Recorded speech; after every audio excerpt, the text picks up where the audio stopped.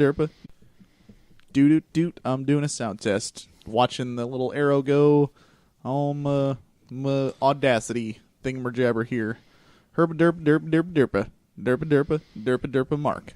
Derpa derpa derpa. I'm way louder than you. Derpa derpa derpa. Yay. You are, I can tell. Hooray! Not way louder. Brown. Hello. Hello. Hello.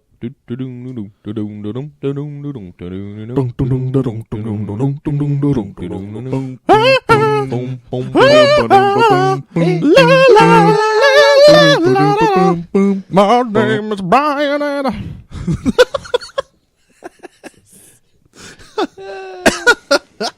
Yes. Yes. Good Yeah. stuff. And that is all recorded.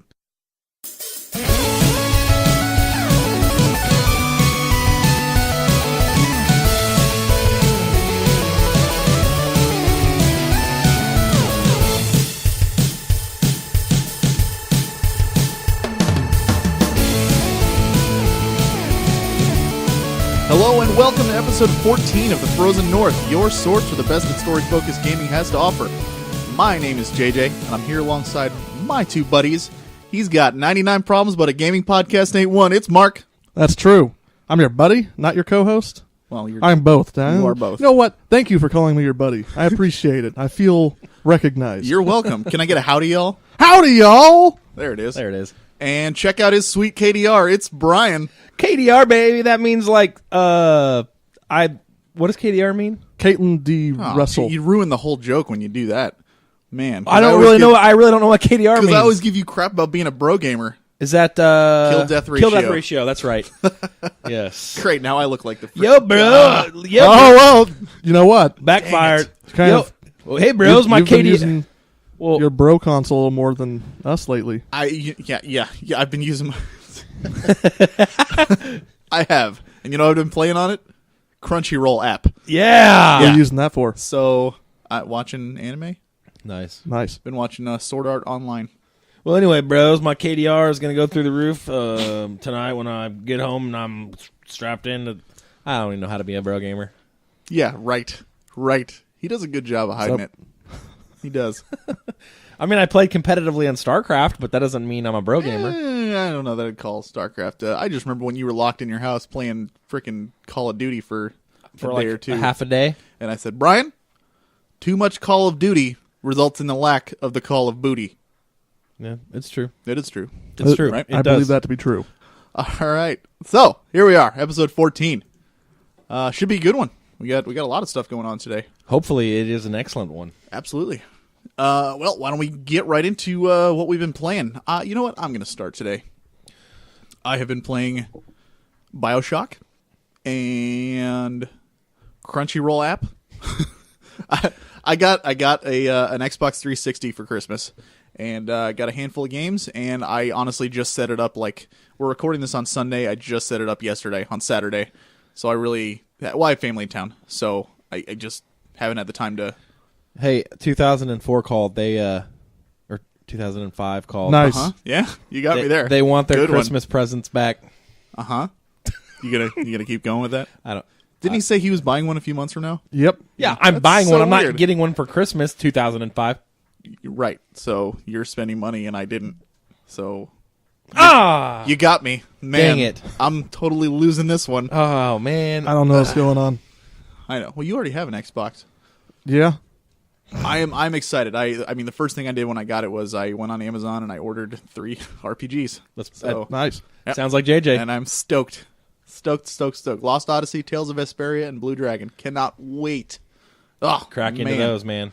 Heck yes. Other than that, though, I mean, it's a holiday, so I really haven't had time to play very much. What about you, Mark?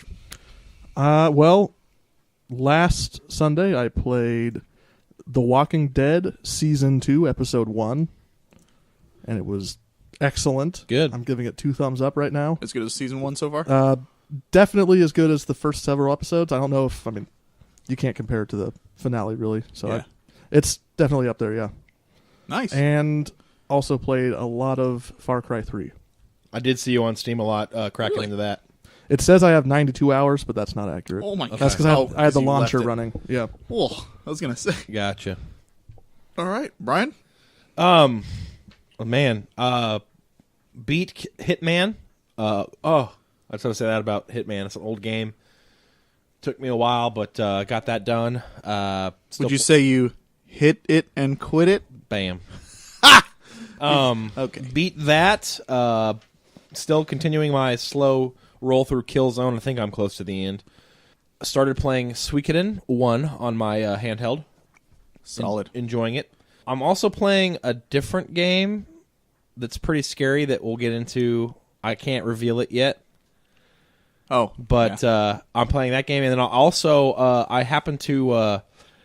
quick story. My brother, I saw he was on Steam while I was playing this, said... I'll say it's a scary game. I'm playing a scary game. And You can reveal it. We're going to talk about it okay, here in a minute. I'm anyways. playing Amnesia: The Dark Descent. I'm about 2 hours in, and like I said to these guys, I can only play scary. I'm okay with scary games, but I can only play until I get exhausted. Like when I get physically exhausted from playing, from being on edge the whole time, I just stop.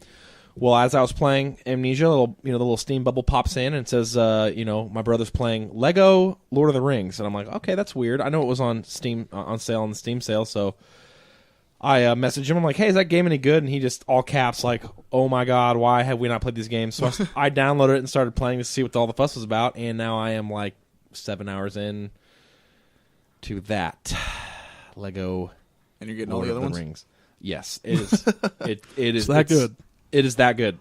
I mean, I've really enjoyed. I'm a huge Lego fan. I don't know if you guys realize, but when I was growing up, all I ever asked for Christmas was video games and Legos. So they combined the two. And I like Lord of the Rings too, so it's like Solid. yeah, 3 things I like. Anyway, that's what I've been playing. Very cool. Oh, I'm sorry. Beat Gravity Rush also. That's Played the that. PS Vita game. Yeah, very good game actually. Kind of a hidden gem actually. I kind of was like, whoa, I was surprised at how much I liked it. I was like, whoa, Whoa, man, hey. All check right, out but my sweet KDR, bro. That's it. That's it.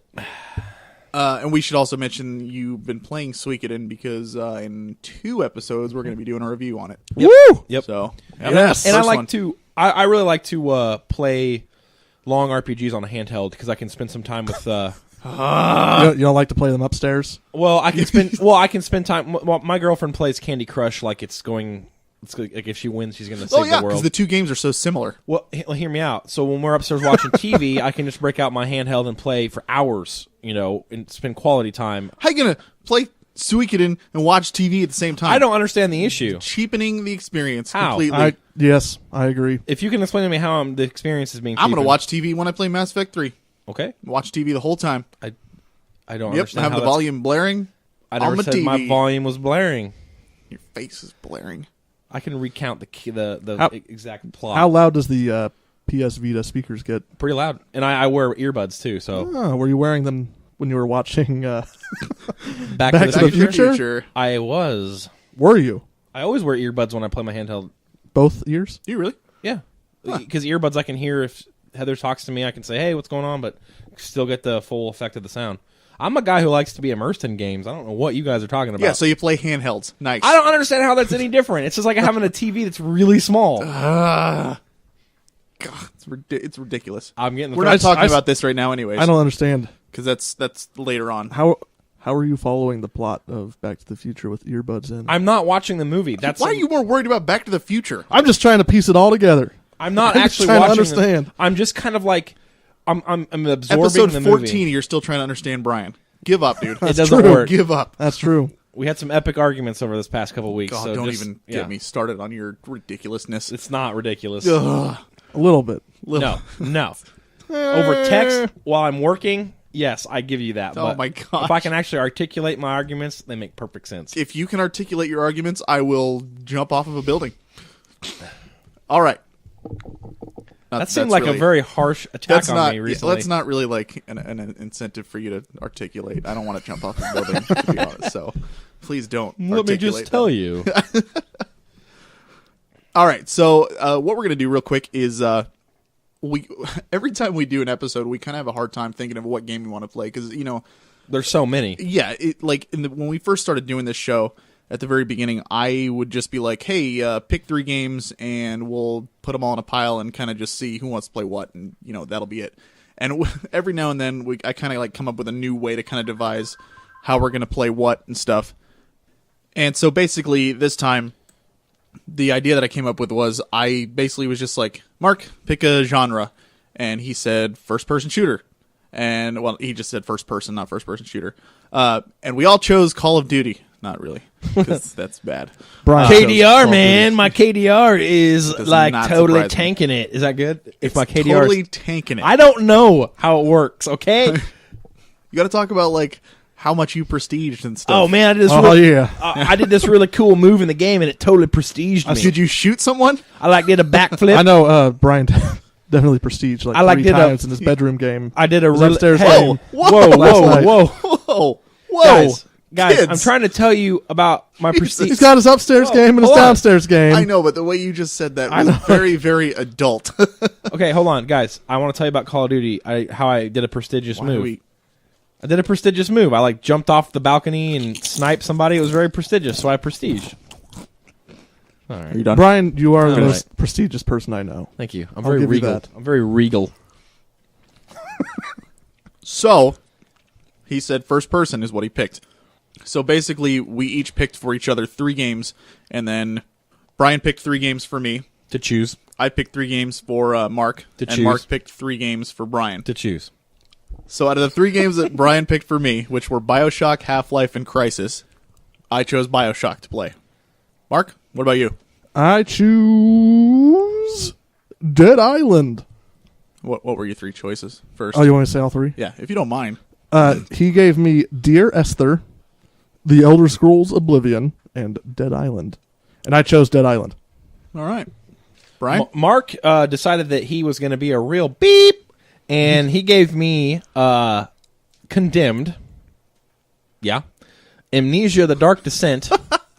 Yeah. And then Perfect Dark. Unfortunately, I'd already played Perfect Dark. So I had to choose between Condemned and Amnesia. And I'm going, does Mark hate me? So, of course, I picked Amnesia because I'm a man. All right. So those will be the so Bioshock, Dead Island, and Amnesia are the 3 games that we picked. 2 of those we will review in the next episode. We're going to review Bioshock this one simply because I beat it in 2 days. Yeah. And it was quick. And that'll You liked it that much. That way we'll have 2 reviews. That way we'll have that way we'll have 2 reviews this week, 2 reviews next week or next podcast. So it works out. Correct. So there we go. Next on the list, Brian, give us some news. All right, guys. We got news for this episode 14 here. We got some more Mass Effect news. News out of BioWare is that their game, the new Mass Effect licensed game, is playable. That's huge news. They say that it is, quote, fresh but recognizable. They basically announced, we know that they announced the game back in 2012. However, some new details have come out, like Frostbite 3 engine. That's big. That's the engine that Battlefield 4. That's like EA's premier engine Yes, right that's now. that's their engine. That's like their Crytek engine or whatever. Also, news coming out of this same article is that BioWare is also working on something brand new, a new IP. That's excellent. I like to hear that they're coming out with churning out new ideas. So it's not Jade Empire 2. What a shame. No. They're also in talking with Legendary Pictures, working on the getting a Mass Effect feature film together. No release date, obviously. They'll be releasing casting details as they come through. Is that like live action? Yes. Oh, cool. Mm-hmm. It's going to be a live action movie. Speaking of that, Segue. The World of Warcraft movie actually has actors. Now, this is a big step in films. Once you hire actors, it's extremely difficult for that movie to then go away. So, unless something goes horribly wrong, this is actually going to be coming out, which is exciting. Some of the actors, some of the notable actors, Ben Foster, actually one of my little hidden gem actors out there. He's been in 310 to Yuma and 6 Feet Under. Really good actor. Not a lot of people know him. You've got Travis Fimmel from Vikings. You got Paula Patton, Precious, Mission Impossible, Ghost Protocol. Then you got Toby Kebbell, Wrath of the Titans. And then the other ones are some relatively obscure, but still looking like a pretty decent cast. Pokemon, this is more news towards those Pokemon fans. I know JJ specifically was looking forward to the Pokebank and the Poke Transporter. Yeah. They've actually had to delay the release in North America. This had to do actually with the whole As you may or may not know, the Nintendo eShop had been down for several days, I believe. It's crazy because like almost every night, the last thing I do before I go to bed, before I go to sleep, I'm laying in bed and my DS is sitting on its charger right next to my bed. And the last thing I do every night before I go to sleep is like, I wonder if any new games have come out on the eShop. And Exactly. I pick it up and I look at it, and I still do it, and it's just it doesn't connect. So Yeah. it's sad face. It's back. I checked it today, and it is back up and running. like fully though. Oh yeah. It's not going to shut down again. I can't predict the future, but it is working. That's good. Our next piece of business, if you guys haven't heard, Steam is having a holiday sale. It is going on till the 3rd. My backlog just exploded with more. And I always say this every Steam sale. I always say, I don't think there's any more games that I could possibly be. I see you reaching. No, I'm not. There's no more. So games. paranoid. I am. You It's got me like so a paranoid. dog with a shock collar. Yeah. It's like he knows. So yeah, it's Steam holiday sale, guys. It's low prices if you're a PC gamer. Get on that. You can head over to the store.steampowered.com. Nice. That's not what your notes say. It says buy awesome games at low price. Do it. You better do it. Yep. That's what the notes say. Yep. All right. Final Fantasy X-3 is actually a possibility, says Final Fantasy X scenario writer Kasashiji Nojima. The Frozen North does not take any responsibility for the pronunciations that come out of Brian's mouth. We're not Kasashigi. great either. So Kazushigi just don't take our word for it. Nojima. Yeah. Anyway, another. Kazushige Nojima. Really? We're Yes. doing this. We're Okay. doing this right now. I liked his pronunciation better. Another sequel to Final Fantasy X could be a thing if Final Fantasy X and X-2 scenario writer gets what he wants. I hear so many people facepalming right now Why? because so many people hated 10 Yeah, I enjoyed it, so I'm liking it. Here's my question: is it going to further develop the link between Final Fantasy X and Final Fantasy VII? I highly doubt it. Maybe. All I know is it's got my vote, but can we have Yuna continue to wear those short shorts from 10-2? Yeah. Okay. Moving on. Batman Arkham fans, by the time you hear this, the announcement may have already been announced. It's going to be coming out sometime this week, I believe Tuesday. So if you're listening to this on like Wednesday, you know what the announcement is. I'm going to guess it's some DLC, but it could be they're continuing the franchise, or maybe they're making like some sort of Superman v Batman. Didn't spin-off. Rocksteady stop making it? Yes, but we don't know what the announcement's going to be. We don't know if they're going to step back in and make it. I don't know. Yeah. I don't know. Stay tuned for that. Another bit of news: Bravely producer, the Bravely Default series, they want to actually annualize the series. That's their goal. North America still hasn't gotten its hot little hands on Bravely Default Flying Fairy, and already the producer of its sequel, Bravely Second, is hoping to annualize the series.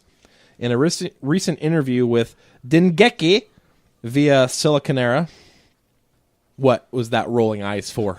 Just because you just say the name. You have to Dengeki! Producer Tomoya Asano said he'd like to see a new Bravely game every year. Specifically, anyway, we know what that means. They're going to try to Madnize the Bravely Default series. See, I think that's cool. Yeah. Go for it, absolutely. But get the first game out first. Right. Come on. The game hasn't even been released, and they're already talking about going Well, Madden. it hasn't been released here. Right. But I mean, come on. Yeah. If you guys haven't noticed out there is a new Kingdom Hearts HD 2.5 trailer. I watched it and then immediately cried tears of joy. As we have said before, there will be 3 games in this remake. Kingdom Hearts 2 Final Mix, Birth by Sleep, which was the PSP version, and the HD retelling of Recoded, similar to how they did with the numbers one, the divided by 350 Something, over days. over some days. The weird bit of news is that they're actually contemplating putting Dream Drop Distance into the mix. That'd be cool. However, at this point, I don't know if it'd be more than just another retelling. like a cinematic retelling. Yeah. Instead of the whole game, which, if you have a 3DS like I do, I'm going to play the actual game. And then our last bit of news actually kind of will segue nicely into our next segment. Reset, as we spotlighted, was it last episode? Yes. Yes. The game that we spotlighted in last episode, Reset, we were tracking its funding, and it looked like it wasn't going to make it. And then in the last few hours, it exploded through to hit 71,398 euros out of a 65,000 goal. That's pretty awesome.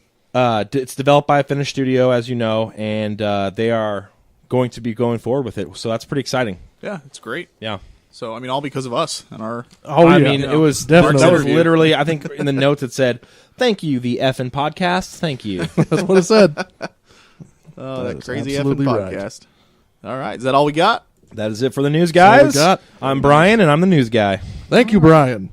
Now it's time for Spotlight. Woo! Sparks! And I'm scratching through all these notes I made about Reset, since you just went over all of that. Mm-hmm. Oh. Brian. It was big news. So I'm bringing to you this week a game called, it's a third-person survival horror game called Long Night, being developed by Trickster Face, a small French studio. They've described it as a return to classic horror games like the first Resident Evil and Haunting Ground. Rather than focusing on fighting hordes of terrifying monsters for its gameplay, like a lot of survival, I'm putting this in quotes, survival horror story games do now. It's focusing on 3 pillars: exploring the mysterious setting, solving puzzling enigmas, as they put it, and fighting bosses. So it's not just going to be a combat-heavy pseudo-horror game. It's going to be more like what you're playing right now, Brian. Amnesia, where Excellent. you're immersed in the fear and you don't have Combat. you don't have guns falling out of your pockets to kill Right. monsters with. Well, Amnesia, you don't have guns at all. Right. Anywhere. Ever. So it looks really cool. I'm going to say a lot of uhs right now because I was instructed not to. Woof. Yes. I'm going to say... Okay, its goal is 10,000 CAD. Is that Canadian dollars? Sure. Yeah. I think it's 10,000 $10,000 Canadian dollars, and they have, when I wrote this down, they had 5,249 Canadian dollars. That's what they're with sitting at right now. 17 days left. Correct. Yep. I really like the look of this game, and I highly recommend you go check it out, and also go to their website because they have a demo available Yep. for you to Excellent. download. Yeah, you can actually. If you go to the Kickstarter, that gives you all the links right there, including the one to the demo. Very cool. And it's on Steamlight as well. Ooh. I said Steamlight again. Just Steam like last time. Greenlight. Man, The green they light. might as well just change the name of Steamlight. There you go. You know, I'll write a Let's letter. steam like this project. And I just spoke with them, and hopefully have an interview sort of Q&A thing set up that will be up on the website later this week. Excellent. Very cool. That is Long Night. Long Go night, check it guys. out for it's gonna, sure. It's going to be a long night. Thank you, Ryan. Catchphrase. All right. That all we got? That's it. All right. With that, we'll head into A review portion. we got 2 reviews. First one up, like I said before, I played Bioshock, played through it, and the website How Long to Beat said 12 hours. I beat it in 6. I will be reviewing this Wow. with you, by the way. I was just like, yeah, I'm throwing in my Were review. you combat for this. heavy? yeah. Is that why? Yeah, I don't know. yeah. I don't know. Yeah, I don't know. Yeah, yeah. What was your KDR, bro? Oh man, I didn't keep track in that because I honestly wanted it to just be over. Oh. All right, so first game up, Bioshock, developed by Irrational Games, published by 2K Games and Feral Interactive. This is my pick, so I guess I'll start us off. Have you both played it? It's been a while, but yes. Have you beaten it? Yes. Yeah. Yep. Oh, yeah. Cool. All right, well, I'll start with the pros. My pros, definitely the writing was solid. It just was very, very intelligent, the things that people said, and it really fit each character's personality that you met. Also, there's a lot of plot twists in there. The story was pretty good. It was very, very interesting. The voice acting and the sound direction, like the whole ambiance, music and everything just really fit the game itself. It's definitely its own unique little world, but everything that was put in there definitely fit with, what they were going for. And I really, really enjoyed that. And the environments, Rapture, the city under the sea, was, it's just awesome. Yeah. And you, like, every now and then you'll hear like a whale swimming by or something outside and stuff. It's just, it was cool. So those are my pros. Mark? This, for me, I actually prefer this game, the gameplay of this game, over Bioshock Infinite. If Yeah, you're asking me about the story, it might be swapped. But I love, like you just said, the level design, but not just because of the beautiful setting. I also just love how they've set it up for you to go and explore. You have your clear objectives, but you also have tons of stuff on the side that you can go and check out, go into people's offices and find audio recordings and secret hidden items. I loved you're going to have to remind me on this. There was like a inventory system sort of that had like buffed items that you could equip. Buffed items. You could equip these. It's been a long time. Well, there's like powers and Are you stuff. talking about plasmids? Not the plasmids. There's these little things you could equip that modify your powers a little bit. Oh, yeah. That added a lot more nuance to it than Bioshock Infinite has, unfortunately. There was a lot of customization. Yeah. As far as, what you could do and stuff. Absolutely. That's one of the things I really liked about it. I love the plot. A lot of allusions to classic literature like Atlas Shrugged. Yes, very heavy on but Atlas sort of Shrugged. like a counter argument to that book. So really cool in that way as well. Don't want to say anything about the twist. Yeah. Because you either know it or you don't. Yeah. You either love it or you don't. Awesome game, not perfect. I'm going to hand it off to Brian. All right, my pros, writing. The writing is fantastic. Ken Levine, excellent. If you played System Shock 2, you'll know what I'm talking about. Just superb writing. The atmosphere, man, when you first go down into basically a ruined Rapture, you're going, what is going on? You see your first splicer. You're like, this place is beep. Yeah, totally. Let's see what else. I like the pacing I thought the pacing of the game was very well done, save for one part of the game, which I'll get to in my con. I do like the emphasis on, you have that arrow that shows you where you need to go. But hey, I'm gonna go off the beaten path, and you look at a room, and there's a story to be told in that room. Like you'll see like a dead body somewhere, and then you'll read you'll sit there and you kind of explore the room while you're listening to the audio log, and kind of get to see it play out of how the city fell. Very, very good setting up of all the issues. A gameplay, I would put it as a con normally, but because when I played it, it was fresh. I liked it. I liked having the powers and then guns, traditional guns. But that's about it for my cons, or for my pros. Sorry. Very nice. All right, then we'll move on to cons. For me, the first one that I have is, the only reason I put it in a con is because, well, I'll explain it. I don't think this is necessarily a knock against the game, just because I know this is what they were going for. Honestly, there's some themes in there, and there's some things in there that are kind of disturbing, especially, if you're a younger person, and you're, like, Bioshock. It's like, Definitely there's some things in there that are a little bit more mature. Oh, yeah. And just kind of like, with the little girls, I told you guys on Facebook, I was like, really? Yep. Then another Mr. But like Bubbles. I don't. That's not necessarily the only reason I have it in a con is because I'm kind of looking at it as it might not be for everybody, right? But I know can see that's obviously what they were going for. Understandable. So and I didn't. There wasn't a knock against it for me. I still enjoyed it as far as that goes. But another con that I had was a very short game, and the ending I don't think was satisfying at all. Just because, there weren't even credits. Right. It was just like, it just kind of just dropped off. Like, it had an ending, and yes, everything's got resolved, but it was like just a 30-second cutscene that was it. Sure. And it was just like, what? Really? Like, the first thing I said to you was, I think I just beat it. Yeah. But I wasn't even sure, because it just I had ended to ask so you abruptly. what happened, and you were like, I'm getting married, and I'm like, yeah, you beat it. It was just weird. And I kind of wish it was just a little more fleshed out, and they had, but at the same time, I kind of understand why it's that way, because the game itself is pretty darn short as well. Right. And I know that, Mark, you said the gameplay was one of your pros. It's actually one of my cons. I expected that. I have the same problem with this game as I do with Mass games Effect 1. like Borderlands.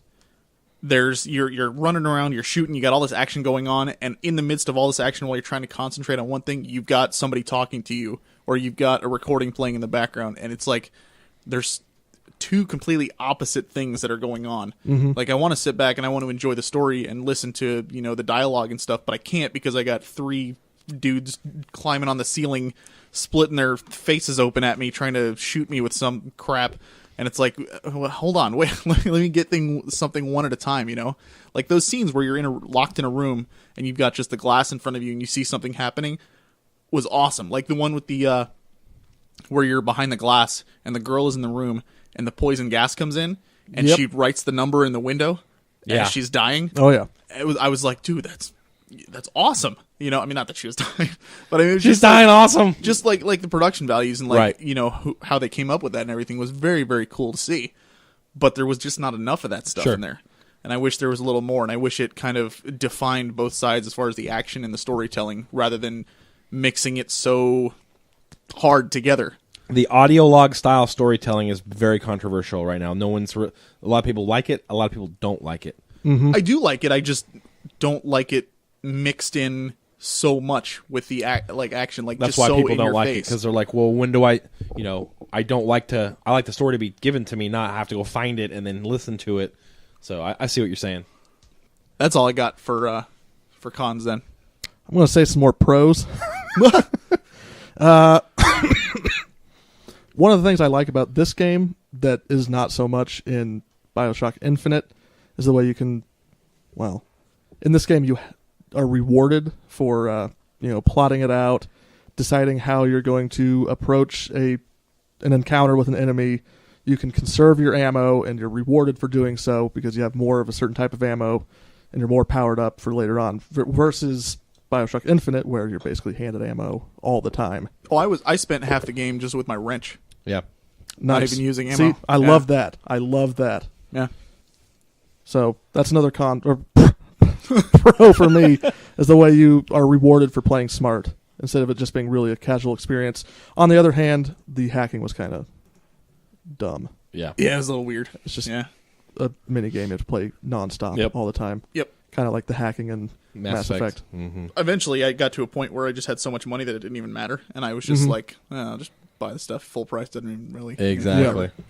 So, The plot, I love the plot, but I think the presentation is weaker than what you see in the sequel because it is driven so much by just finding audiobooks and listening to that rather than presenting the story to you or being a part of the story. Yep. Yeah. So but again, that's part of just what the story is too, because you're.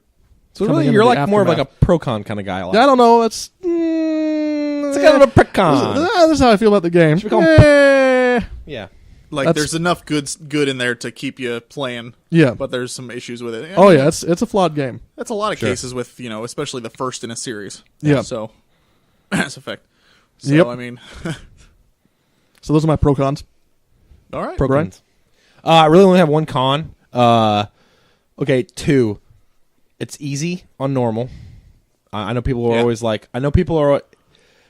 People always tell me if you don't like it being easy, then play it on hard. No, I want the game to be at least somewhat challenging on its intended setting. When they say normal, it means this is how we made the game. So if it's too easy, I always knock it. Yeah, like I said, I played it on normal with the wrench. It is too easy. And my other con, it's a big con. That last, and I actually, after I beat it and after it came out for a while, Ken Levine was the writer. He actually came out and explained why this was in the game. That last boss battle was stupid. Yeah. It seemed tacked on. It seemed artificial, and it seemed like, okay, so all I do is shoot him a couple times, and I go up to him and I stab the thing in him like 3 times. Later found out that the studio made him put that in the game, write that into the game. They were like, we need some sort of epic conclusion. He originally wasn't So going they to be just shoehorned something in? exactly. Wow. And it felt shoehorned, and I hated it. I was like, this is stupid. This is not how the game was designed. Like, it's never been a game where you're locked in a room with a giant guy and you have to, it's not a boss battle kind of game. And so it felt so foreign that I was like, ugh, this is really annoying and I don't like it. So that was my big. Like, I just felt like, wow, this is completely out of left field for this game. It felt really out of place at the end. It does. It just feels weird. Yeah. And I mean, now that because I didn't even think about it, but now that you bring that up, Yeah. I can see it even more so. It's Yeah, like, you know how absolutely. the game is all about atmosphere and and then all of a sudden you're in this like epic battle with this guy who weirdly transforms into an Atlas statue. Yep. Where you're like, what is going on here? And then the little girl's jumping on him. yeah, slapping him it afterwards. it seemed very it's so weird. Yeah, All right. Well, Brian, what do you think? You recommend this game? I do. If you love games that are rich in atmosphere and writing, pick it up, play it. All right, Mark. I'm guessing it's really cheap right now.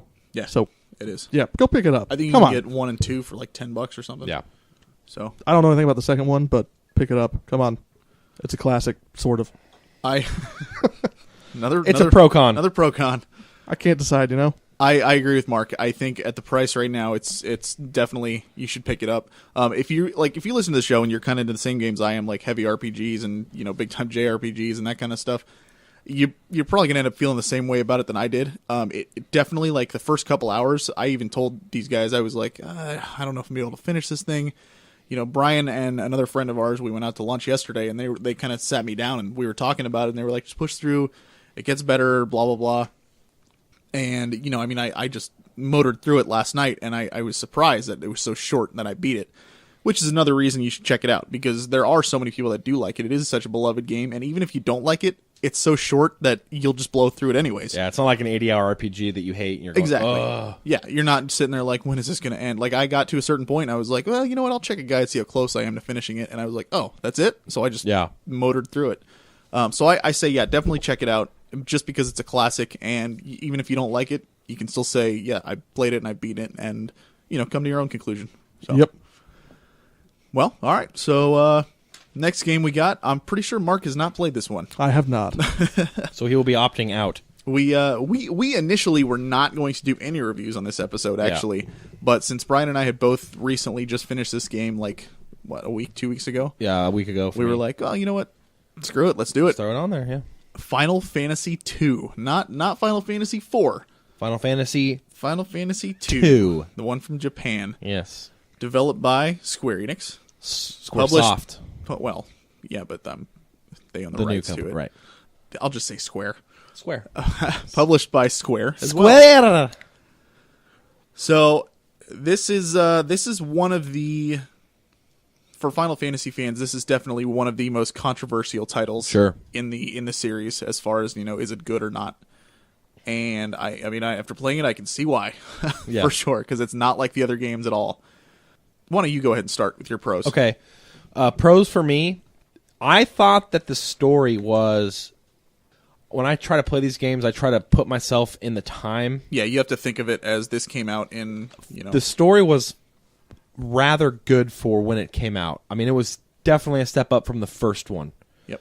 A lot more fleshed out, a lot more personalization, I guess you could say, with the characters. The characters were actually characters. Right. It falls apart for me, but I'll get to that in the cons. But for that far, that was definitely a pro. The combat, not the leveling. The combat was another pro. I love turn-based games. I love turn-based games. I don't know what it is about turn-based. Now, don't get that confused with time-based, because I have a whole other issue with time-based. But turn-based games, I adore. So, the fact that it was turn-based, I ate it up. Environments also would be a pro for me. A lot of, blowing up that airship. Awesome. Yep. Going in and then running out and blowing up a lot of different diverse places. Those would be my pros. Music. It's a Final Fantasy game. Music's always got to be thrown in there. So. Yep. I agree with most of what you said. Basically, it's pretty cut and dry for me. One, it's just good for a good old trip down nostalgia lane. I mean, I told you right when I started playing it, I was like, my nostalgia just glowing right now, because you've got the old sprite graphics, and it's just old school running out in the world map and getting into random fights, and The world map, Brian. the world map. The world map. And it's just, it's if you grew up with those types of games, it's great to just get back into that stuff. And I love retro stuff, obviously. And then the other one that I have that I didn't hear you mention was the word memory system that they have. I thought was kind of interesting. I didn't think it was like amazing or groundbreaking or anything No. like that. I just thought it was kind of a neat little feature. That you kind of had a little bit of control over what. Yeah, like Sure. you could talk to certain people, and they would like in the text that popped up, there would be a keyword in there that was red, and then you could memorize that word, and then you could ask them about that word later on, or ask somebody else about that word, and different dialogue would open up depending on that. You might even get more keywords out of it, or it'd help you where you're supposed to go next, that kind of stuff. And it just kind of added a little bit of extra, hidden dialogue that you wouldn't have seen otherwise throughout the game, which I thought was just kind of, neat, especially for the time being. Sure. And it gave you the illusion of having control Right. over what you were saying and that kind of stuff. Kind of helped you feel like you were role playing, if you will. But I mean, that's about it as far as my pros go. Cons? Okay, my first con, and I don't know if anybody's heard, the leveling system in this game, there's a reason why they have not gone back to this. Terrible idea. I mean, I actually kind of got addicted to it after a while. Like, I was like, oh man, I'm going to get more HP. But just the fact that I had to say, oh man, I'm going to beat my characters up with myself, it was an experiment that, I mean, they went away from it. I haven't seen another game come out that they've come out with do that. So it just, the way you level in this game is you use it, you level. So to get more magic, you have to use your magic. To get more cure spell, you have to use the cure spell. To get more weapon spell, you have to use your weapon. To get more health, you have to lose health.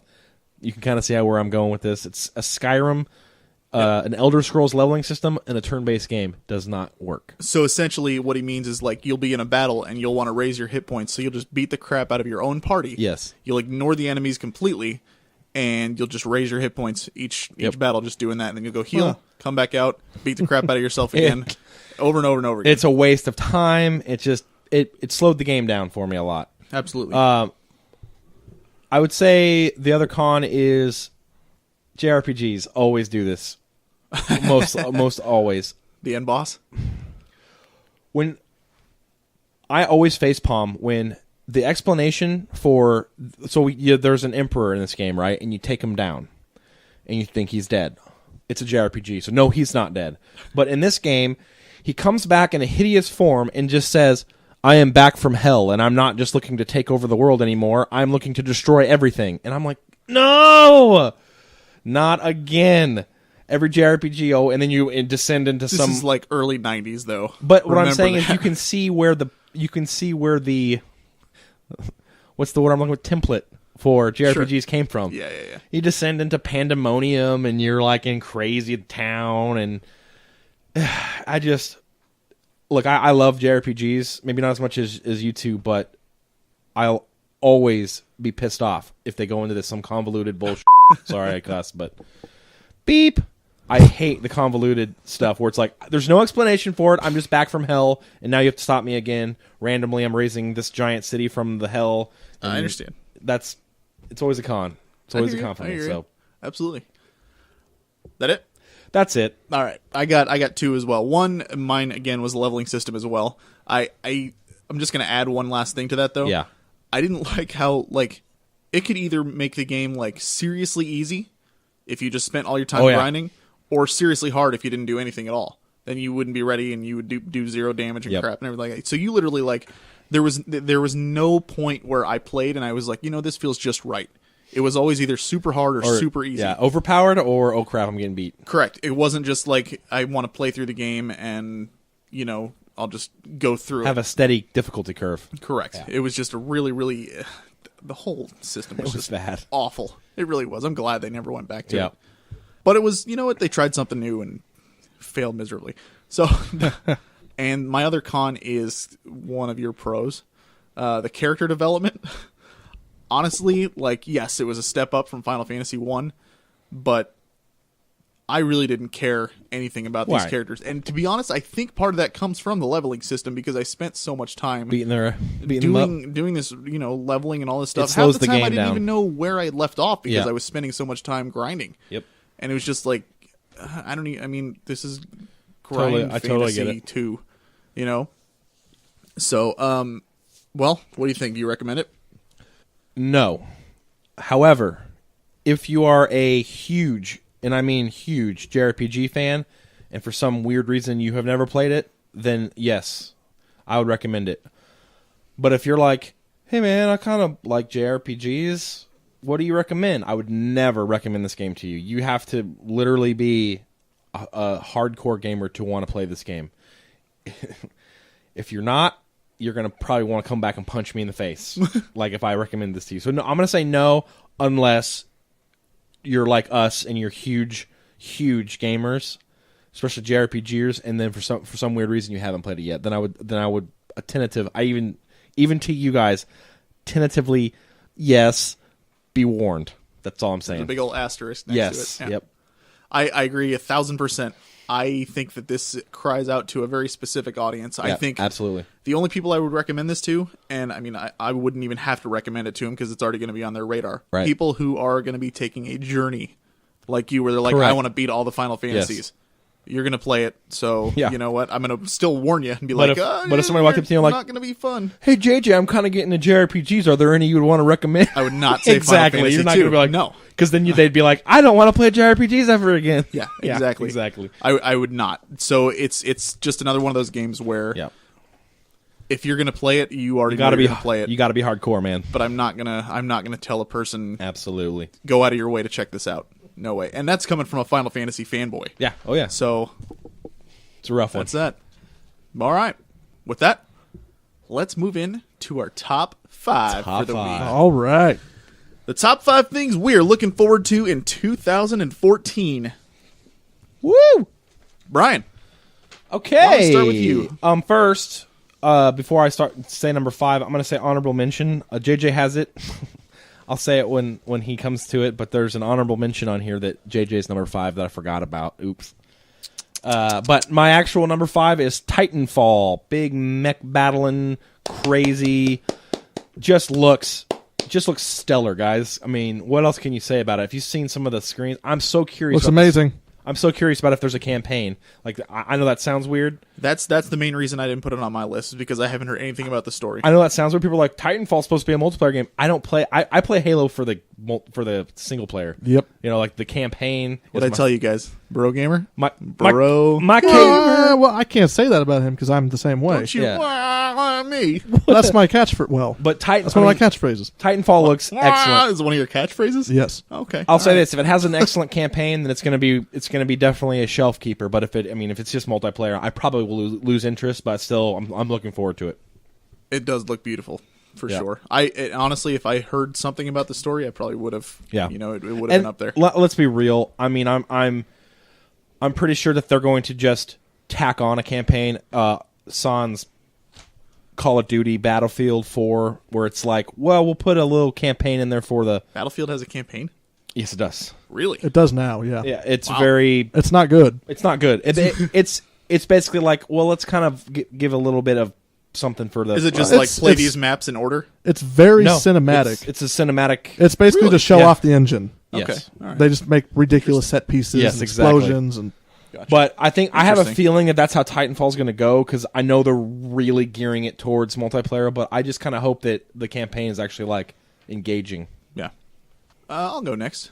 All right. My number 5, and like Brian's Brian honorable said, mention. This I is totally his honorable forgot about mention. it. South Park: The Stick Oh, yeah. of Truth. Oh yeah, I can't wait. Been delayed a handful of times already, which, you know what, I'm kind of glad it got delayed, simply because they made the joke at E3 that it might get delayed. And they're like, well, you know how video games are. It's like, yes, that's great. And you can tell that's how the whole game's going to be. Just it poking fun at itself along with everybody else. And it's South Park, it's an RPG, what's not to like? It's going to break down that fourth wall. I don't know anything about it, so What? tell me something about it. I haven't played It's it. a- There's really not much I can Well, do. okay, so I okay, didn't know it was Mark, an RPG even. It's a traditional turn-based RPG a la Cool. Final Fantasy. Okay, so it's like Final Fantasy. Yes.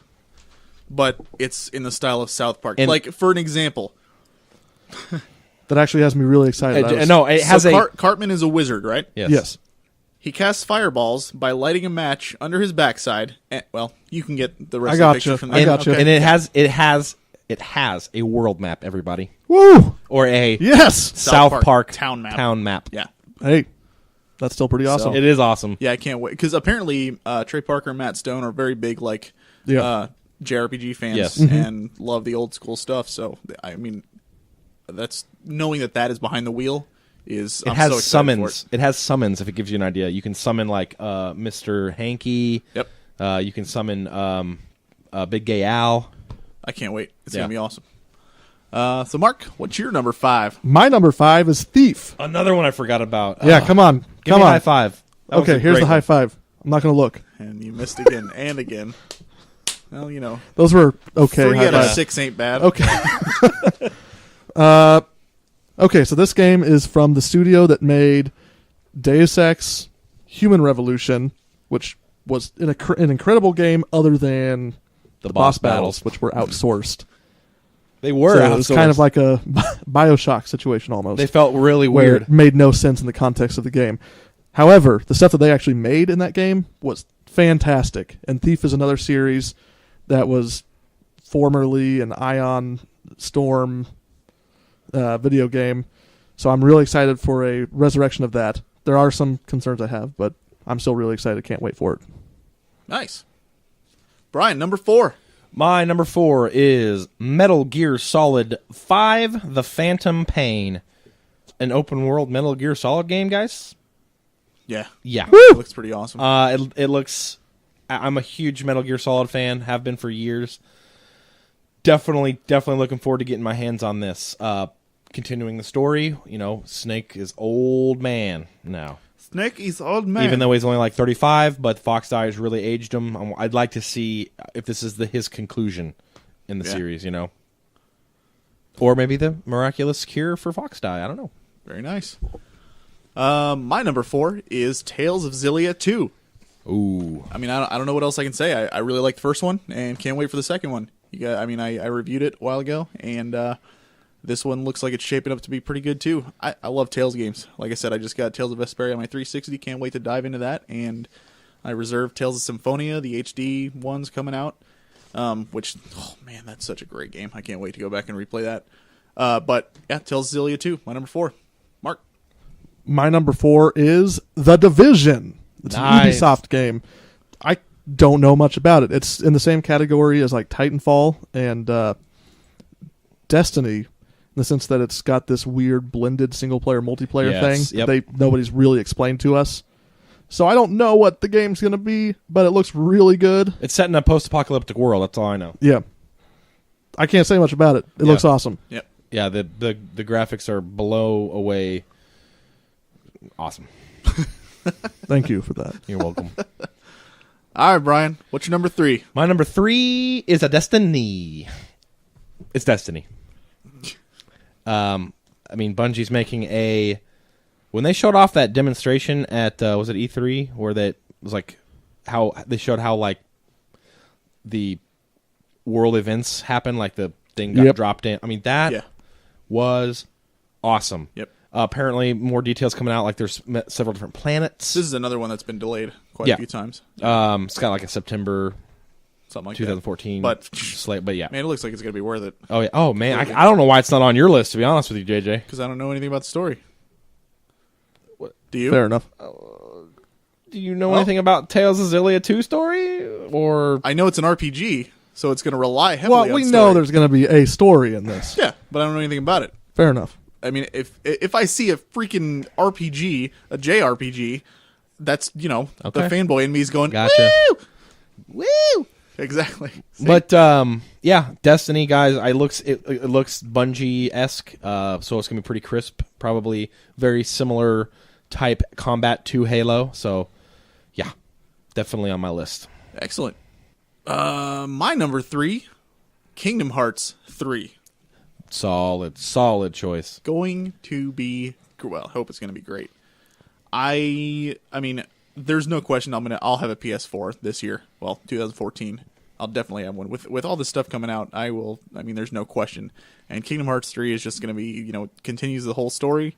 I haven't even beaten 2 yet, but I'm already stoked for 3. Yeah, when you play, and let me just stop you right there. They're the number ones. You guys haven't played the ones that you guys picked for number 1. You guys haven't played the second one, right? I haven't played the first or second one. I've I'm losing my voice here. I've touched it. Yeah, we'll get to that when it comes, but I have questions for you. But that, I mean, when you play 2, it's going to make you want to play Kingdom Hearts 3 so much more. Yeah. I mean, I've played a little bit of it. 2 is phenomenal. Phenomenal. Phenomenal. Yes. So that's my number 3, Kingdom Hearts 3. Mark. Yay! My number 3 is Titanfall. Good. Titanfall, once again, looks like an incredible game to me. It's based on... The engine running it is actually the Source engine.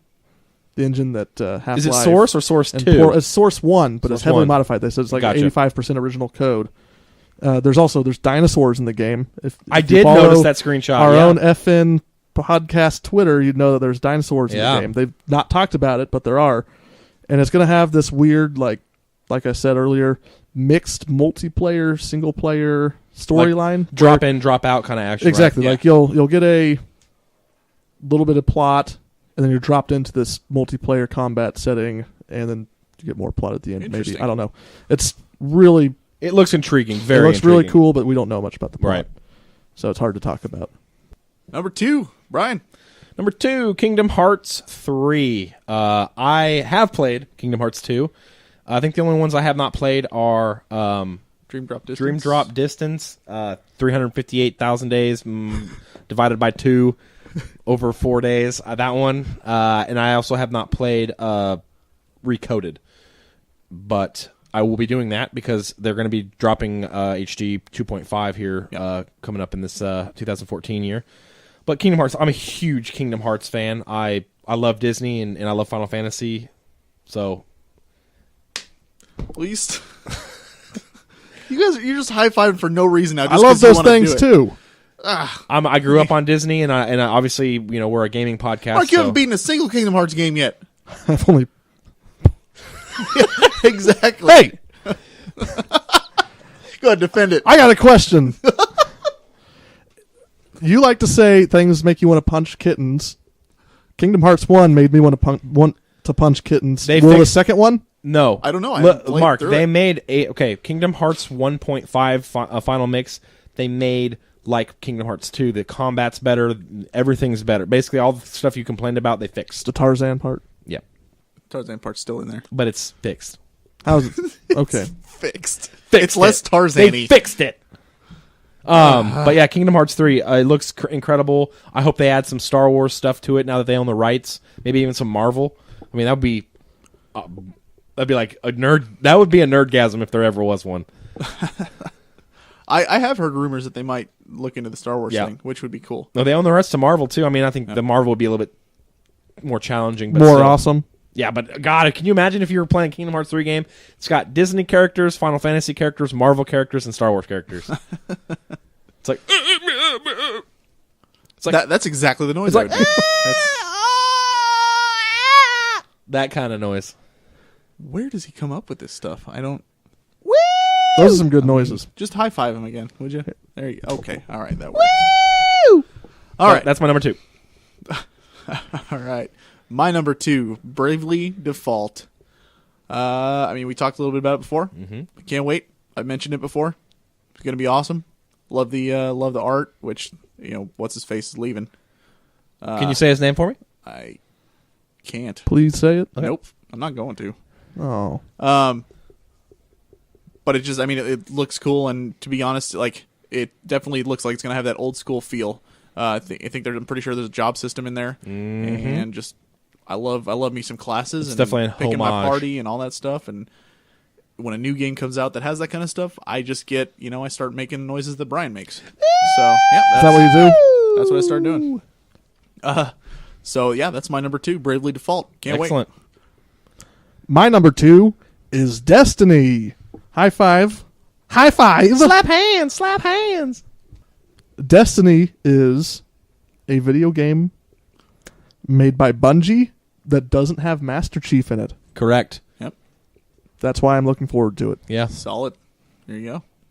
That's all. All right. In an unprecedented event, something has never happened on the Frozen North before. It is a Frozen North first. We all have the same number 1. I'm going to lean forward and give JJ a high five. You could have just gave me a high five, not like the listeners would know. That's true. Yeah. but I don't lie. But now they hear Mark in the background Yeah. going, "Ugh." Let me say something about this first. I am the only one who has played the series. We're going to get into it, but these two have not. This is number one. This is how impressive it was. I'm just Hey, going to I'll have you know, Mark has played the first one. hold on. Okay. I have played like 3 hours of the first one and 3 Okay, hours of the second one. Before we get into this is how I think this goes to how impressive they have Showcased it. showcased their game. Yeah. Because as a fan of the series, I'm like beyond excited because I played the first and second one, and when they showed this game off, my jaw hit the floor. So the fact that these two who have never beaten any of the games have it under number one shows how amazing this game is going to be. I think. Definitely. Shall we reveal? Go ahead, JJ. What? What's our number one? Did you say it yet? No, The Witcher 3. Oh, I was like, what is he getting at? no, we haven't revealed. I was keeping it kind of secret. Oh, yeah. The Witcher 3. I mean, what else is there to say? If you paid attention to E3 last year, that was It dominated. one of the, highlights big time. And everybody's just like, because it looks incredible. They came with their A game to that E3. Absolutely. Yep. So, I mean, there's really not much else to say as far as that goes. Well, It's I gonna be mean, incredible. there's a lot to say if you've played the other games. Sure. I mean, I know about the Wild Hunt, Brian. what's the Wild Hunt, Mark? It has to do with because Geralt died and then he came back to life, and then the guy wants to get him back. Brian's just shaking his head like not Right? even Isn't close. that about what it's about? No. I mean, it's somewhat It's close. like the afterlife. No. Oh, There's a huge story behind the Wild Hunt, and I recommend playing number 2, please. Don't play the first one?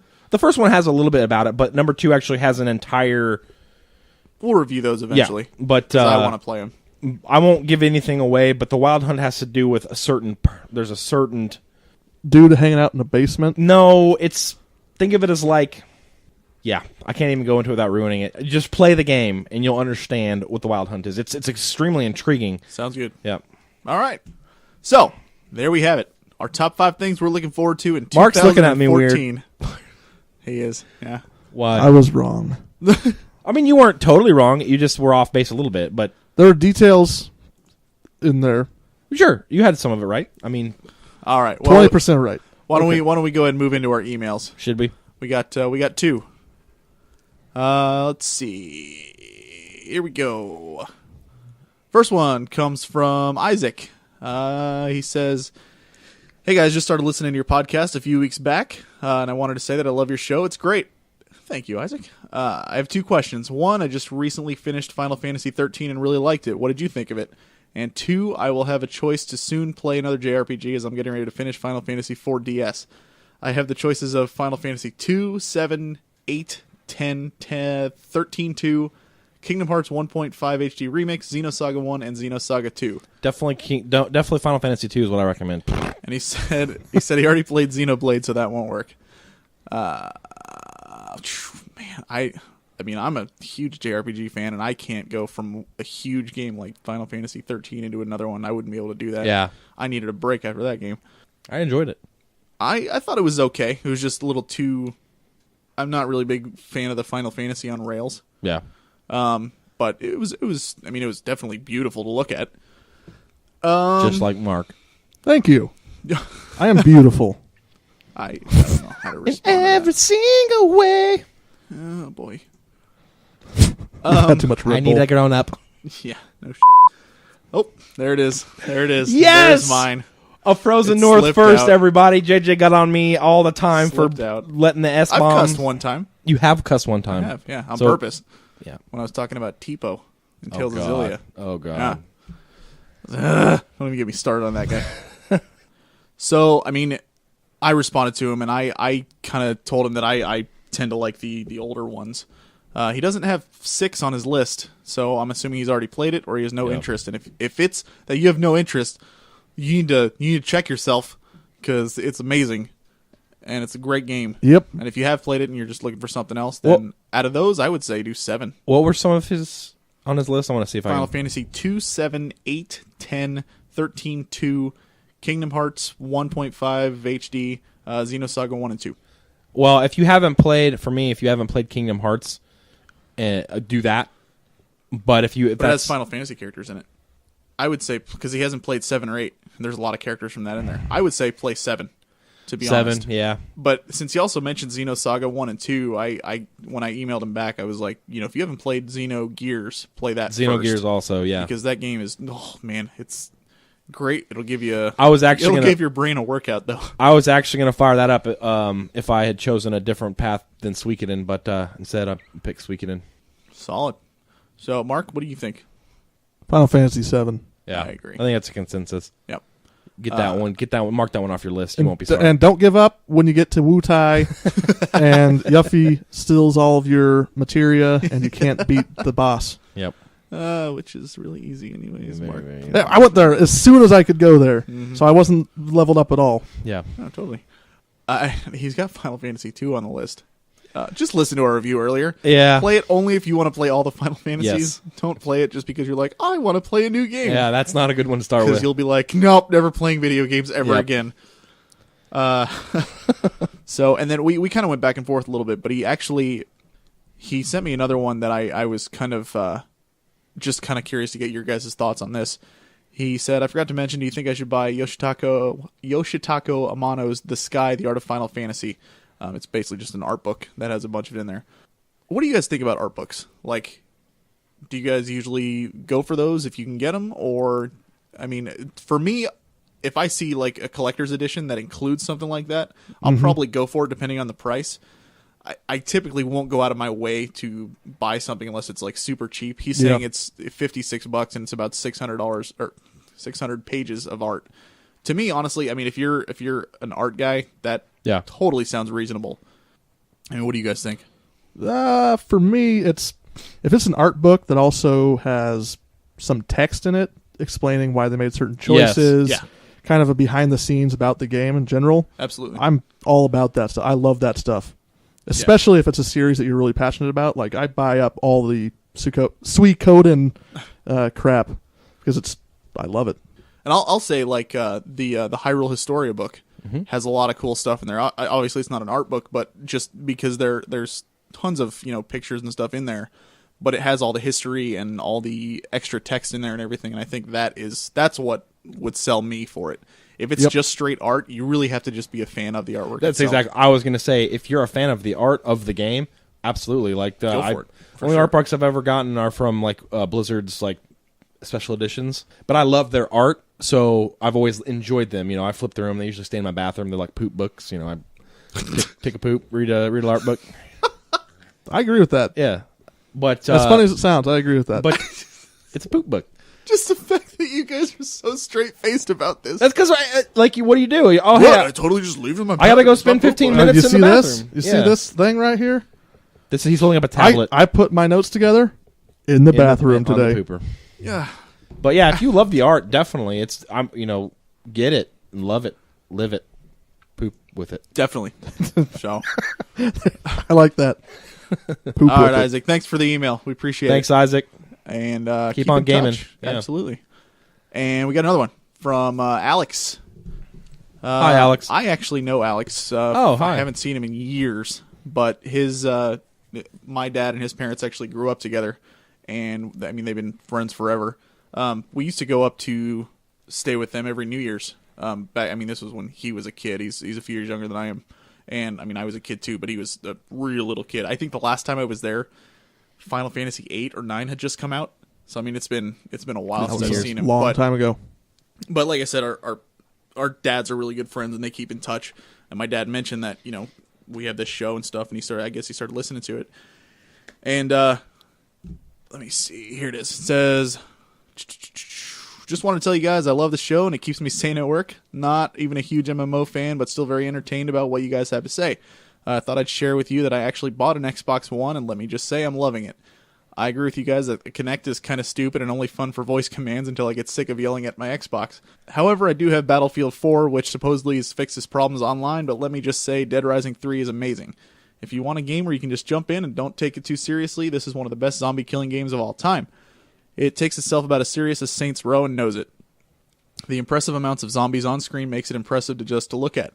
I know I'm rambling here, but also the co-op is what truly makes this game. You can jump in and play the entire campaign with a friend, which I have, and it's amazing. Or just go out and slay zombies until you can't move your fingers anymore. Anyway, love the show. Keep on making them, please. I'd love to see you guys get a next-gen console that isn't the Wii U. Just kidding. The Wii U isn't even next-gen. Oh, agreed. I do agree. Do you really agree with that? Yeah. Yes. Yep. It's not a Seriously. next-gen console.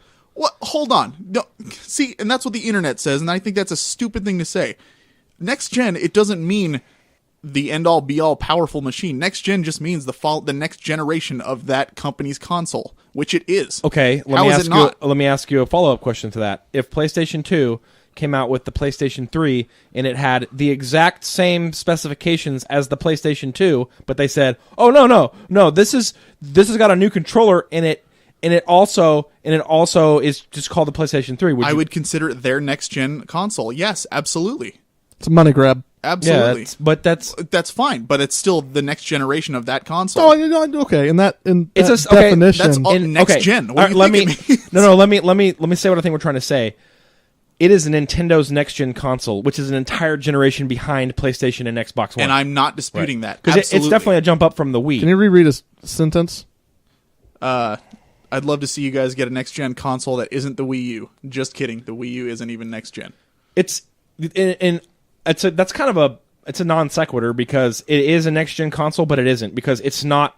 You weren't going to be like, oh, did you get that brand new hardware, the Wii U? No, that's not brand new hardware. We've been seeing that for. Correct. I'm just look talking at- about the terminology. Sure. If you look at what the definition of next gen console is, it absolutely is. Yeah. But if you look at what people mean when they say this is a next gen game, Right. they mean this game's pushing boundaries. Yes. Right. And it doesn't do that. And I understand that, absolutely. No. But I think there's so many people who forget the fact that Nintendo has always been like that. They've always tried to do their own thing. I'm not saying that it works, believe me, because I own a Wii U, and I mean, I'm so frustrated at, You want to play it. yes, because but there's just nothing there right now. Sure.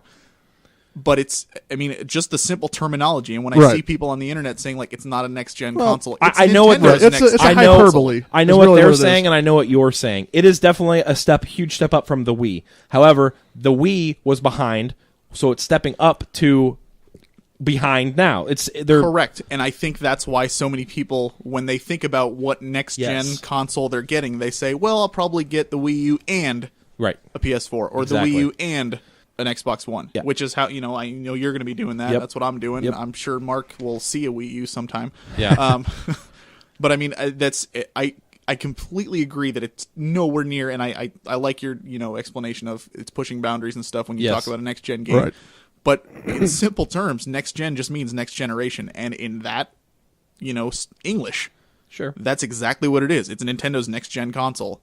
It's not going to break any records or be the best looking one out there. Yep. But that said, if you're talking about, and I think this is where the internet and where you have the hang up, if you're talking about next gen as a whole, as a gaming industry, then no, it is not.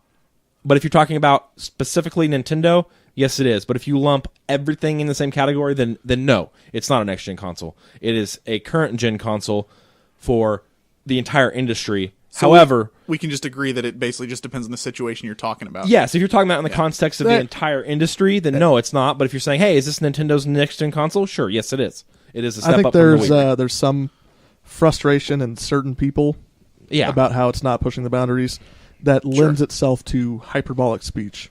Yeah, So it's they're very hyperbole. exaggerating what they mean when they say it's not next gen, because it is. Sure. It's Nintendo's next gen. Right. It is. Nintendo is in the HD age, guys. Yes. Welcome 2005. Yeah. Sorry, Nintendo. I'm trying to defend you here, but I love. you're not giving me much. To I work love with. Nintendo, and when they come out with some HD Zelda, and that Mario game is excellent. It is. When they start That sounds coming, like what we said about the Wii. when they start churning out some actual high definition, some of their more classic genres, Or a it's new gonna be great. franchise. Or a new that's A new probably not gonna franchise happen. would be awesome. Yeah, don't hold your breath. Yeah, I wouldn't. Yeah. And the last thing he says is keep the effing podcast going. Yes, The effing podcast. Oh, I love that. Alex. Keep in touch, man. This Good is the to hear best. from you. This is the best effing podcast around. If you haven't checked your email yet, dude, check it because I responded and I gave you my my gamer tag on Xbox. So if you want to add me, do it. You guys can get your KDR up, man. Well, he has an Xbox One and I have 360, so we can't play together, but you can still, see who's online, send messages and junk. So, and be like, "Why, you're playing Battlefield 4 and I'm playing Lost Odyssey." Cool. And that's, about it. But Neat. still, Yeah. I hate you guys. I know. Oh, All right. All right. With that, we will move into our bi-weekly question. Last episode, we asked... I like this question, too. Many Western RPGs are known for the amount of freedom and choices that you get when you play them. On a first-time playthrough, how do you tend to play your character? Good, evil, somewhere in between? I think that just kind of fits in, we did Mass Effect, obviously, last episode, and that's huge on choices and, how you're going to play your character and that kind of stuff. Let's see, we got some responses on the Facebook page, I think. Here we go. Okay, so Matt says, I always end up good even when I set out to try to be bad. I like the trend of games making you deal with your choices down the road rather than just having a good/bad spectrum. From a game design standpoint, I don't think either approach to it is good or bad. Yeah. I agree. Okay, before I read the other ones, I'll kind of give you my take on it. Like games like Fable and Mass Effect, I do not like the way that they do their good and evil system. Agreed. I don't like having a bar that shows me how good I've been or how bad I've been. Because then you want to fill one up, and it's not necessarily the choices you'd want to make. Exactly. Yep. It kind of detracts from what I actually want to do. I like Skyrim, Oblivion, that kind of stuff, where I can make the choices without... Yes, there are going to be consequences, but they're consequences that make sense. Like, I'm a freaking good person in real life. If I screw up and go to jail for something, that doesn't mean I'm a terrible person and that I'm like, You're trying to take over the universe. My evil bar is going up. Right. It just means I made a mistake or did something dumb. And, I'm going to try not to do it again or something like that. I want my game to be like that. I want to make the choice to do that, if I want to do it. But if I don't want to do it again later on, I don't need to. And it's not going to have any negative or positive, impact on me. I want it to just be... I agree completely. I don't want that bar there. Let's see. Steve says... he takes the "what would Mal do" Mal from Firefly. So neutral. KOTOR did this well. I always did good stuff. I made sure I was rewarded for my efforts. I guess if I were some superhuman soldier in the future, I'd be a bounty hunter or mercenary kind of guy. Especially in a game like KOTOR and, again, Mass Effect and Fable, where it has that graph or whatever, it's so tough to stay neutral. Yep. And to be honest, a lot of times you don't even get a lot of the good stuff that you can. Speaking of, this is a good segue into what I was going to talk about. I agree with you on the sense how I play is I don't care about those. I don't care about those bars. I know that there's incentives for filling one or the other up. However, I feel like trying to just be good to fill up a bar detracts from it. It's basically its own worst enemy if you think about it. Because what do the people want to do? They want to give you choice on how you play the game. However, they're taking that choice right away when they're like, well, you have to fill up this bar or else you can't do this. Yeah. Then you're like, because there are some choices, like in Mass Effect, for example. Biggest example I have is I play through the logic of the character, right? So my character was a very straight-laced military man, right? Mm-hmm. He was a commander. He was a good man, but flawed. So he wasn't going to get no hanky-panky from any of his subordinates. Obviously, that's not what he does. Got me some renegade points when you have to shoot down, which I think is dumb. Why is that being evil if you're like, no, I don't want to be your girlfriend? I caught him checking out Legion, though. I'm just saying. Yeah, Legion's hot. He was. But like you're saying, that those bars, they literally take away what they're trying to accomplish, which is choice. Absolutely. Now, the series that I like that does it really well is The Witcher. There's no bar at all, but you have tons of choices to make. It's consequence. Yeah, there's just... All it is a consequence to your choice. And that's how it should be. Exactly. You choose, oh, hey, do I want to do this or this? There's not going to be a reward or like, oh, but you're not going to fill up your evil bar, so you won't be able to do the really evil choices. No, you can do those really evil choices. Just like in real life, I can go and save a burning baby from a bunch of buildings. I said that completely... This one baby has been in so many burning buildings. I love that. The dyslexic superhero saved a bunch of burning babies from a building. Oh, jeez. Anyway, no, you know what I'm saying? Like, in real life, I can run into a building, save a bunch of babies, and then the next day go on a mass killing spree. We're not beholden to a graph. of our good and bad deeds, and I don't think games should be either. I think you should be able to do the ultimate good thing and the ultimate bad thing if you choose. Yeah, absolutely. Now, I agree with that. That being said, though, as far as the question goes, I do tend to try and play my character good. Well, sure. At least the first time through. Right. Like Fable, when I first played, like I've beaten that game twice. One, the first time I went through, I had the Halo and everything. I tried to do everything I could to fight for the rights of people and truth and justice and blah, blah, blah. And the second time I went through, I was like, oh, you want me to escort you to this other town? Sure. It didn't matter. I was just evil to the core. I just tend to, I think it's because I'm a good person, I think. I try to just play it how I would normally play it. But, like you said, when you've got that bar there, that gauge, it takes away exactly what it's trying to do. It's just... perfect example is, there's a scene in The Witcher 2, it's over a couple of the acts where you're chasing this guy, and frustrates you to no end. So let's say you're playing relatively good Geralt, which is, I say relatively because there's really no good. But let's say you're trying to be, as good as you can be, but this guy frustrates you so much, and you come to this point where you want to kill him. You're like, oh my god, and so it gives you that choice. You're like, and so you as the player, as the agent of that character, actually have your emotions tied to, oh my god, I really want to bash this guy's head in, because even though I'm good, this guy did some of the worst things I've ever seen a guy do, and I hate him. Yeah. But if you were playing like a Mass Effect game, you'd be like, well, if I really am frustrated with him, but if I killed him, then my renegade would go up, and I'm trying to be good. That's exactly the opposite of what you're trying. You're like, you're taking the agency back away from the player, of that feeling of like, well, I can't kill him even though I want to, because it takes away the humanity. Exactly. Yeah. We got a couple more comments here, but Zach, I like his response.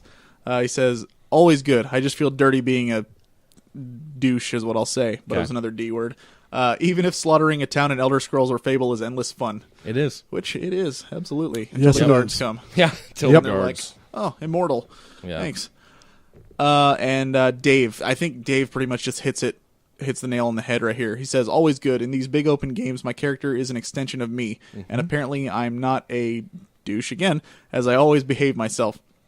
Although in Skyrim, that somehow didn't stop me from robbing people blind as a member of the Thieves Guild and murdering people in cold blood for a few seconds at the behest of the Dark Brotherhood. But when there are distinct options, I can't help but be a goody two-shoes. That's exactly what we're saying. Yeah. It's putting the agency in your hands. Yeah, like if you threw the Dark Brotherhood into Mass Effect and you're playing as a good character, you couldn't do it. You would not be doing their storyline, and you'd miss out on a whole bunch of stuff. Exactly. This way you can experience all this stuff, and just to play the darn game. Yeah. It just shoots itself in the foot having a system like that. It's a freedom of choice. It's a illusion of freedom of choice, because that bar literally ties you to one path. Absolutely. So you lose all your choice. I think this is one of the big struggles with game design right now, is we're starting to get really complex, interesting, verging on artistic games. Yeah. Game design is really difficult. Well, and the impulse to gamify everything that you put into the game is really strong. It's hard to just put something out there and not put like a graph or a meter on it. But you know why they do the graph and meter? It makes perfect sense. Think about the writing staff, right? Exactly. It's so much more intensive. Let me explain. Like, the writing staff is going to assume they're going to write a dark version, then they're going to write a good version, right? That's what they're trying to do. They're trying to, because if you're playing this really good guy and they're trying to write this in and they're trying to make it dynamic where characters love you and you're doing good, and then all of a sudden you mass murder like an entire planet, then how do you write that into being like, well, you did all this good stuff, but now you just murdered an entire planet? So they're trying to keep you focused on a certain path so that the writing doesn't have to go on like 1,000 different tangents to. So you can play they have to find a way to rectify the schizophrenic way that we all play video games. Absolutely. That's a good way of putting it. I think it also comes down to the desire to have you get from point A to point B instead of, and this is why The Witcher 2 is such a good example, because they decide, you know what, this guy's going to go from point A to point B, and this guy's going to go from point A to point C. Yes. And they're going to have completely different experiences based on what happens, instead of us shoehorning it back into the same. Yep. It's brilliant. but it's difficult. Very. So, and for Solid. me, it's really hard to be bad. I'm always it is. driven to be good. Next episode, and we had a different one down until Mark and I found that Brian was playing Suikoden on a portable console. For shame, Brian. I don't know why While that's watching a thing. Back to the Why Future. is that a thing? We'll talk about it in the next episode, Oh my Brian. goodness, we're gonna have an epic argument. Yeah, we never have those on the show. Never. Next episode, we're going to be asking, do you feel that playing certain big-name titles on portable systems when there is the option to play them on the big screen cheapens the experience in any way? Meaning a game like Suikoden or... I didn't know that was a big name title. Well, for Mark and I, Whoa! Mark and Whoa! I, it is. Sir, it's fantastic. Okay. And When for you play the other 20,000 ones, people. oh, man, yeah, no joke. And all those that unspoken names. So, The unspoken many. So don't a use big name. Facebook. So I'm just trying to get the definitions right. A big name title is an obscure JRPG that came out in 1995. If it makes you feel better, do you feel that playing a game like Mass Effect 3 on a portable console cheapens the experience? I'm not. This is what we're talking about in the next episode. Okay, I'll save it all. Ugh. God, he ruins everything, doesn't he? I mean, seriously. No, I like Brian. Well, that Brian's a good guy. Yeah, but still, he ruins everything. He ruins I'm definitely- 70%. Okay, Of everything. I'm gonna go ahead and say 50. Yeah. See, you ruined that joke. Yep. You're a ruiner. So 72 now. There you go. All right, one last thing before we go. We are actually going to be doing our first contest. Oh, yeah. now who's ruining things now? Do you want to explain the rules? All right, so basically what we're going to do is we've got a Steam key for, is it one free game or two? It's I'm actually going to give you a gift copy of one of the Humble weekly sales that Okay. includes Xenoclash and Xenoclash 2 and a few other games. Cool. Excellent. So a couple of games on there. Yep. And basically all you have to do is just send us an email. It can be an email with anything on there. What we would like to see is suggestions for top 5 lists. Obviously, we do these every 2 weeks, so I mean, we have a list of them that we're going to go to. We're not short of them anytime soon, but we're always interested to see what other people can come up with and stuff. And so we'd like to kind of just get some feedback and ideas. You don't have to send that in. It's basically if you send us an email with something on it, whether it's a top 5 list, suggestions for Xbox 360 games for me, because I have no idea what I'm doing on that system. You want to tell us what you like, what you don't like about the show. Anything you want to do. You want to just talk about your favorite game, whatever. Just shoot us an email, and just in case somebody doesn't want to be in there, just put somewhere in the email that you'd like to be considered for the contest. There you go. Or just like in the title, put contest. Yeah, do that. Yeah, in the title of it, put contest as the title of the email. Just put contest. And next episode, we will. Should we pick on the air? That sounds good. Okay. Yeah. We'll read them all beforehand, but we'll let you know on the air next episode which one we're going to do. We're basically just going to pick whichever one we like best. So, no, that doesn't mean you have to kiss up or anything like that. Just, as much information as you want to give us or as little, just send us an email. We want to talk to you. We like hearing from people. Please, by all means, because, these guys can tell you, anytime we get a new email, the first thing I do is hop on Facebook in our little chat group, and I'm like, we got another email! And then we talk about it. And Yep. so, by all means, please send us something. I think with that, I think that about wraps it up for episode 14, guys. Absolutely. Join us again in 2 weeks for episode 15. We're going to be talking about our top 5 underrated characters. So that should be an interesting one. Oh yeah. And please email us again, for the contest, frozennorthpodcast@gmail.com. Hit us up on Facebook at facebook.com/thefrozennorth. Twitter at FNPodcast. Check out our blog at frozennorthpodcast.blogspot.com. And speaking of our blog, the interview that Mark is kind of going back and forth with the developers for Long Night on it should get posted on there a couple of days from now, I would imagine. So be looking for that. And so far all the questions, the Q&As that Mark has done have been spectacular. So if you haven't gone back and read the other ones, do so, because you're missing out for sure. Subscribe to us, rate us on iTunes. We could use the support on there, and please just tell us what you think, what you like, what you don't like, anything. We want to hear it. We want to hear from you, because we want to know that we're reaching people, and when people let us know what's up, we like it. Yes, we do. All right. We do. With that, this is the Frozen North signing off. My name is JJ. My name is Mark. My name is Brian. Keep on gaming.